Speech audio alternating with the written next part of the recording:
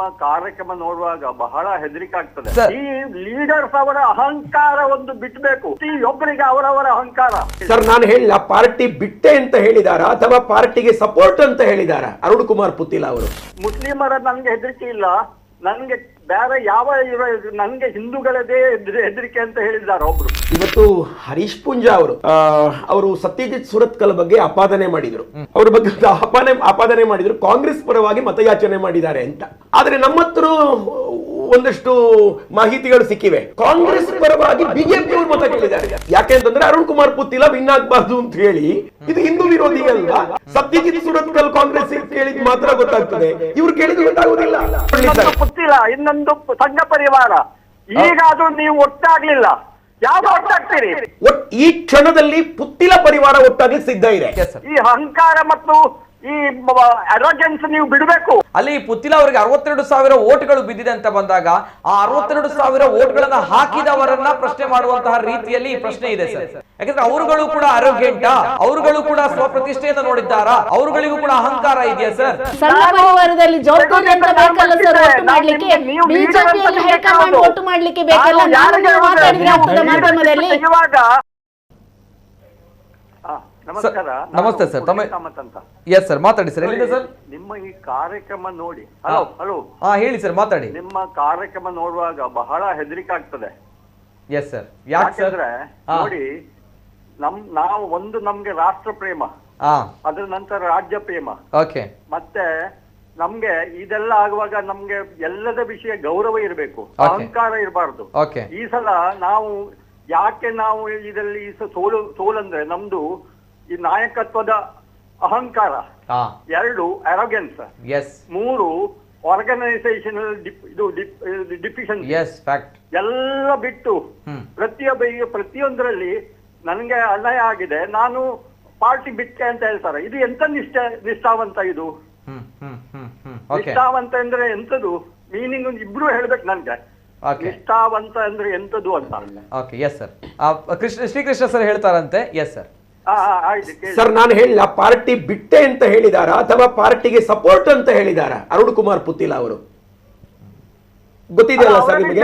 ಹೇಳೋದಲ್ಲ ನಾನು. ಒಂದು ನೋಡಿ, ನೀವು ಚುನಾವಣಾ ಲೆಕ್ಕ ದೇಶದಲ್ಲಿ ಈಗ ನಡೆಯುವ ಪರಿಸ್ಥಿತಿ ಸರ್ ಸರ್ ಸರ್ ಸರ್ ತಮ್ಮ ಹೆಸರು ಏನಂದ್ರೆ ನಮ್ಮ ದೇಶದಲ್ಲಿ ನಡೆಯುವ ಪರಿಸ್ಥಿತಿ ನಾನು ಹೇಳ್ತಾ ಇದ್ದೇನೆ. ಈಗ 2024 ಚುನಾವಣೆ ಬರ್ತದೆ. ಅದು ಈ ರೀತಿಯಲ್ಲಿ ನಡೆದ್ರೆ ಅದು ನಮ್ಮಂತವರಿಗೆ ಅದು ಕಡೆಯವಾದ ಚುನಾವಣೆ. ಅದು ಸರ್ ಸರ್ ಸರ್ ನಾವು ಇದನ್ನ ಮೇಲೆತ್ತಲಿಕ್ಕೆ ಆಗುದಿಲ್ಲ. ಈ ಲೀಡರ್ಸ್ ಅವರ ಅಹಂಕಾರ ಒಂದು ಬಿಟ್ಬೇಕು. ಪ್ರತಿಯೊಬ್ಬರಿಗೆ ಅವರವರ ಅಹಂಕಾರ, ನಾನು ಮೇಲು ಅವರು ಮೇಲು ಅಂತ. ಈ ಜಗಳದಲ್ಲಿ ಅಲ್ಲ, ನೀವು ಪರ್ಟಿಕ್ಯುಲರ್ ವ್ಯಕ್ತಿಗಳನ್ನು ಹೇಳಿ ಸರ್, ಯಾರಿಗೆ ಅಹಂಕಾರ? ನನ್ಗೆ ಮುಸ್ಲಿಮರ ನನ್ಗೆ ಹೆದರಿಕೆ ಇಲ್ಲ, ನನ್ಗೆ ಬೇರೆ ಯಾವ ನನ್ಗೆ ಹಿಂದೂಗಳದೇ ಹೆದರಿಕೆ ಅಂತ ಹೇಳಿದ್ದಾರೆ ಒಬ್ರು. ಅದು ಯಾರಂತ ನಾನು ಹೇಳುದಿಲ್ಲ, ನಿಮ್ಗೆ ಎಲ್ರಿಗೂ ಗೊತ್ತಿಲ್ಲ ಸರ್. ಅದು ಸಾವರ್ಕರ್ ಹೇಳಿದ ಮಾತು ನೇರ ಹೇಳಿ.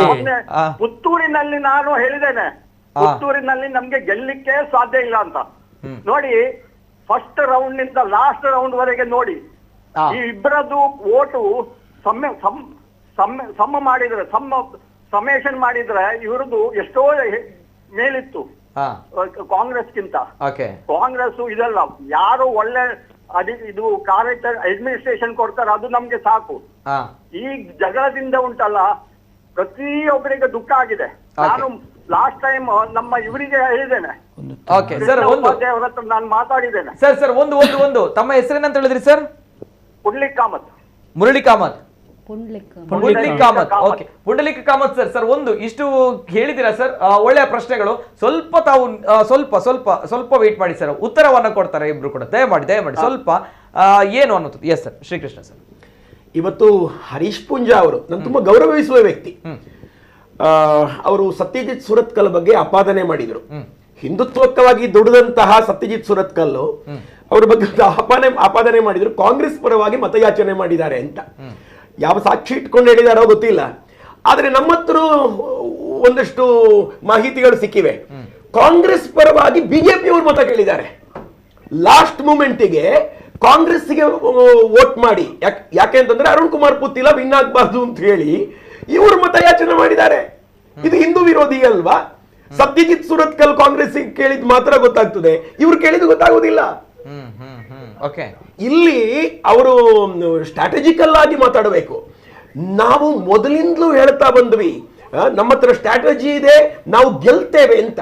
ಎಷ್ಟು ಅಂತರ ಇತ್ತು, ನಾವು ಎಲ್ಲಿಯವರೆಗೂ ಫೈಟ್ ಕೊಟ್ಟೆವು. ನಾವು ಕಾಂಗ್ರೆಸ್ ಜೊತೆಗೆ ಪೈಪೋಟಿ ಮಾಡಿದ್ದು, ಬಿಜೆಪಿ ಜೊತೆಗೆ ಅಲ್ಲ. ನಮ್ಮ ಚುನಾವಣಾ ಭಾಷಣಗಳೆಲ್ಲವೂ ಕೂಡ ಕಾಂಗ್ರೆಸ್ ವಿರುದ್ಧ ಆಗಿತ್ತು. ನಮಗೆ ಯಾಕೆ ಅಂತಂದ್ರೆ ಮೊದಲೇ ಲೆಕ್ಕಾಚಾರ ಸಿಕ್ಕಿತ್ತು, ನಮಗೆ ಬಿಜೆಪಿ ಪೈಪೋಟಿ ಕೊಡೋದ ಚಾನ್ಸೇ ಇಲ್ಲ, ಕೊಡೋದಿದ್ರೆ ಕಾಂಗ್ರೆಸ್ ಅಂತ. ಇವರಿಗೆ ಲೆಕ್ಕಾಚಾರಗಳು ಸಿಕ್ಕಿಲ್ವಾ?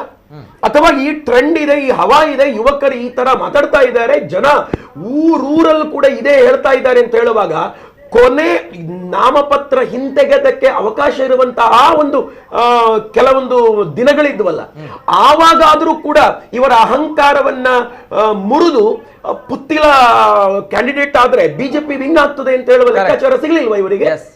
ಆದ್ರೂ ಕೂಡ ಮಗ ಸತ್ರು ಪರವಾಗಿಲ್ಲ, ಸೊಸೆ ವಿಧವೇ ಆಗಬೇಕು ಅಂತ ಹೇಳುವಂತಹ ಒಂದು ಹಠ ಹಿಡಿದಂತಹ ನಾಯಕರ ಷಡ್ಯಂತ್ರಕ್ಕೆ ಪುತ್ತೂರು ಬಲಿಯಾಯಿತು ಅಂತ ಹೇಳಿ ಅನ್ಸಲ್ವಾ? ಕರೆಕ್ಟ್. ನಾನು ಯಾಕೆ ಈ ಪ್ರಶ್ನೆ ಕೇಳಬಾರದು? ಸ್ವಲ್ಪ ಯೋಚನೆ ಮಾಡಿ ನೋಡಬೇಕು ಅಂತ ನನಗೆ ಅನಿಸ್ತದೆ. ಎಸ್ ಸರ್, ಇದು ಏನ್ ಹೇಳ್ತೀರಾ ಸರ್? ಆದ್ರೆ ಒಂದು ಮಾತು ಹೇಳ್ತೇನೆ ನಾನು, ಯಾಕಂದ್ರೆ ಈಗ ಇದೆಲ್ಲ ಆಗಿ ಹೋಯ್ತು. ನಾವು ಪುತ್ತೂರು ಮಾತ್ರ ಅಲ್ಲ ನಮ್ಗೆ ಬೇಕು, ಎಲ್ಲ ಪ್ರತಿ ದೇಶದಲ್ಲಿ ಎಲ್ಲಾ ಕಡೆಯಲ್ಲಿ ನಮ್ದು ಒಂದು ಹಿಮೆ ಇರಬೇಕು. ಈಗ ಇಷ್ಟು ಇದರಲ್ಲಿ ನೀವು ಯಾವಾಗ ಒಟ್ಟಾಗ್ತೀರಿ ಎಲ್ಲರೂ?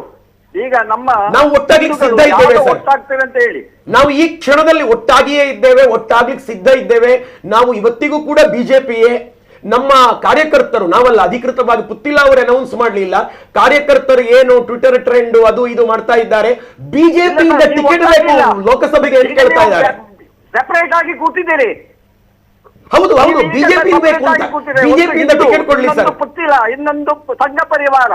ಈಗ ಅದು ನೀವು ಒಟ್ಟಾಗ್ಲಿಲ್ಲ, ಯಾವಾಗ ಒಟ್ಟಾಗ್ತೀರಿ? ಈ ಕ್ಷಣದಲ್ಲಿ ಪುತ್ತಿಲ ಪರಿವಾರ ಒಟ್ಟಾಗ್ಲಿಕ್ಕೆ ಸಿದ್ಧ ಇದೆ. ಯಾರು ಒಟ್ಟು ಮಾಡಿ ಯಾರು ಒಟ್ಟು ಮಾಡಿಸ್ಬೇಕು? ಯಾವಾಗ ಒಟ್ಟಾಗ್ತೀರಂತ ಹೇಳಿ. ಅದು ಮಾಡಿಸೋರು ಯಾರು? ಜವಾಬ್ದಾರಿ ತಗೊಳ್ಳೋರು ಯಾರು ಸರ್? ನೀವು ತಗೊಳ್ತೀರಾ ಜವಾಬ್ದಾರಿ? ನಾನು ಅದೇ ಹೇಳುದಲ್ಲ, ಪರಿವಾರದಲ್ಲಿ ಸಣ್ಣ ಪರಿವಾರದಲ್ಲಿ ಜವಾಬ್ದಾರಿ ಅಂತ ಬೇಕಲ್ಲ ಸರ್ ಒಟ್ಟು ಮಾಡ್ಲಿಕ್ಕೆ. ಬಿಜೆಪಿಯಲ್ಲಿ ಹೈಕಮಾಂಡ್ ಒಟ್ಟು ಮಾಡ್ಲಿಕ್ಕೆ ಬೇಕಲ್ಲ. ನಾನು ಮಾತಾಡಿದ್ರೆ ಆಗ್ತದೆ ಮಾಧ್ಯಮದಲ್ಲಿ. ಇವಾಗ ಈ ಅಹಂಕಾರ ಮತ್ತು ಈ ಅರೋಜೆನ್ಸ್ ನೀವು ಬಿಡಬೇಕು. ಅದನ್ನೇ ಹೇಳುದು. ನೀವು ಯಾರ ಹತ್ರ ಹೇಳ್ತೀರಿ ಅಹಂಕಾರ ಮತ್ತು ಯಾರಿಗೆ ಬಂದದ್ದು? ನಾಯಕರನ್ನು ಆರಿಸುದು ಯಾರು? ಕಾರ್ಯಕರ್ತರು ನಾಯಕರನ್ನು ಆರಿಸುವುದಲ್ಲ, ಮೇಲೆ ಹೈಕಮಾಂಡ್ ಆರಿಸುವುದಲ್ಲ, ಒಳ್ಳೆಯವರನ್ನು ಆರಿಸಬೇಕಲ್ಲ. ಎಲ್ಲರೂ ಕಾರ್ಯಕರ್ತರು. ಅದನ್ನೇ ಹೇಳುದು, ಒಳ್ಳೆಯವರನ್ನು ಆರಿಸಿ ಒಟ್ಟು ಮಾಡೋರು ಯಾರು? ಎಲ್ಲರನ್ನು ದೂರ ಮಾಡ್ತಾ ಇದ್ದಾರಲ್ಲ, ಒಟ್ಟು ಮಾಡೋರು ಯಾರು? ಪುಂಡಲಿಕ ಸರ್, ಒಂದು ತಾವು ಹಿರಿಯರಿದ್ದೀರಿ ಸರ್, ನಾನು ಬಹಳಷ್ಟು ಸಣ್ಣವನಿದ್ದೇನೆ, ಕಿರಿಯನಿದ್ದೇನೆ, ನಾನು ಅದಕ್ಕೋಸ್ಕರ ಜಾಸ್ತಿ ಮಾತಾಡೋ ಒಂದು ವಿಚಾರ ಹೇಳ್ತೀನಿ ಸರ್. ಈ ಅರೋಗೆಂಟ್ಗಳು, ಕೋಪ ಅಥವಾ ಪ್ರತಿಷ್ಠೆ ಅಂತ ಹೇಳ್ತೀರಿ ಸರ್ ತಾವು, ಒಂದ್ ಕಡೆ ಸರ್. ಆದ್ರೆ ಇಲ್ಲಿ ಹೇಗೆ ಪ್ರಶ್ನೆ ಆಗುತ್ತೆ ಅಂತ ಹೇಳಿದ್ರೆ ಸರ್, ಅಲ್ಲಿ ಪುತ್ತಿಲ ಅವರಿಗೆ 62,000 ಓಟ್ಗಳು ಬಿದ್ದಿದೆ ಅಂತ ಬಂದಾಗ ಆ 62,000 ಓಟ್ಗಳನ್ನ ಹಾಕಿದವರನ್ನ ಪ್ರಶ್ನೆ ಮಾಡುವಂತಹ ರೀತಿಯಲ್ಲಿ ಈ ಪ್ರಶ್ನೆ ಇದೆ ಸರ್. ಯಾಕಂದ್ರೆ ಅವರುಗಳು ಕೂಡ ಅರೋಗೆಂಟ, ಅವರುಗಳು ಕೂಡ ಸ್ವಪ್ರತಿಷ್ಠೆಯಿಂದ ನೋಡಿದ್ದಾರಾ? ಅವರುಗಳಿಗೂ ಕೂಡ ಅಹಂಕಾರ ಇದೆಯಾ ಸರ್? ಅವರುಗಳು ಏನ್ ಮಾಡಿದ್ದಾರೆ ಸರ್? ಏನ್ ಮಾಡಿಲ್ಲ. ಬಡವರು, ಪುತ್ತೂರಿನವರು, ಜನ ಶ್ರೀಸಾಮಾನ್ಯರು ಹಾಕಿರುವಂತ ಓಟ್ ಅದು. ತಾವು ಮಾಡುವಂತ ಪ್ರಶ್ನೆ ಅವರಿಗೆ ಕೂಡ ಹೋಗುತ್ತೆ. 62,000 ಜನರು ಪುತ್ತೂರಿನವರು. ನಾನು ಕಿರಿಯನಿದ್ದೇನೆ, ಆದ್ರೂ ಕೂಡ ತಮ್ಮ ಒಂದು ಪ್ರಶ್ನೆ ಬಹಳ ತೂಕಬದ್ಧವಾಗಿತ್ತು, ಅದಕ್ಕೋಸ್ಕರ ನಾನು ಹೇಳಿದೆ. ಏನ್ ಹೇಳ್ತೀರಾ ಸರ್? ಕಡೆ ಮಾತು. ಈಗ ನೋಡಿ, ಸರ್ವೈವಲ್ ಆಫ್ ದಿ ಫಿಟ್ಟೆಸ್ಟ್ ಅಂತ ಹೇಳ್ತಾರ. Survival of the fittest. ಈ ಫಿಟ್ಟೆಸ್ಟ್ ಅಂದ್ರೆ ಏನಂದ್ರೆ ಆರ್ಗನೈಸಿಂಗ್. ನಾವು ಒಟ್ಟಾಗಬೇಕು, ನಾವು ಜನರಲ್ಲಿ ಕುತ್ಕೊಂಡು ಮಾತಾಡಿ ಅದೊಂದು ಸರಿ ಮಾಡಬೇಕು. ಸರ್ ನಾನೊಂದು ಹೇಳ್ತೇನೆ, ಇದಿಲ್ಲ ಸರ್ ನಾನೊಂದು ಹೇಳ್ತೇನೆ. ನೀವು ಒಂದ್ಸಲ ಹೇಳಿ ಸರ್, ಸಂಘ ಪರಿವಾರದ ಲೀಡರ್ಸ್ಗೆ ಒಂದ್ಸಲ ಕಾಲ್ ಮಾಡಿ ಹೇಳಿ ಸರ್, ಪುತ್ತಿಲ ಟೀಮ್ ಇಂದ ನಮ್ಮ ಕುಡ್ಲದಲ್ಲಿ ಕೂತವರು ಒಗ್ಗಟ್ಟಾಗ್ಲಿಕ್ಕೆ ರೆಡಿ ಇದ್ದಾರೆ. ಅವರು ಅಧಿಕೃತವಾಗಿ ಟಿವಿಯಲ್ಲಿ ಮಾಧ್ಯಮದಲ್ಲಿ ಕೂತ್ಕೊಂಡು ಹೇಳಿದ್ದಾರೆ, ಒಡಿತಾ ಇರುವಂತದ್ದಕ್ಕೆ ತುಂಬಾ ಬೇಜಾರು ವ್ಯಕ್ತಪಡಿಸ್ತಾ ಈ ಕ್ಷಣದಲ್ಲಿ ಒಟ್ಟಾಗ್ಲಿಕ್ಕೆ ಸಿದ್ಧ ಇದ್ದಾರೆ. ನೀವು ಇದ್ದೀರಾ ಅಂತ ಕೇಳಿ ಸರ್ ದಯವಿಟ್ಟು. ಯಾಕೆಂತಂದ್ರೆ ಅವ್ರ ಕಡೆಯಿಂದ ಇವತ್ತು ಯಾರು ಬರ್ಲಿಲ್ಲ. ಕರೆಕ್ಟ್ ಸರ್, ಅವ್ರ ಕಡೆಯಿಂದ ಇವತ್ತು ಬರ್ಲಿಲ್ಲ, ನಾವು ಕರೆದಿದ್ದೇವೆ, ಅವರು ಬರ್ಲಿಲ್ಲ. ಏನ್ ಮಾಡ್ಬೇಕು ಸರ್ ನಾವುಗಳು? ಇದೇ ತೋರ್ತದಲ್ಲ. ಎಸ್ ಸರ್, ನಮ್ಗೆ ತೋರ್ತದೆ ನೀವು ಇನ್ನೂ ಒಟ್ಟಾಗ್ಲಿಲ್ಲ ಅಂತ.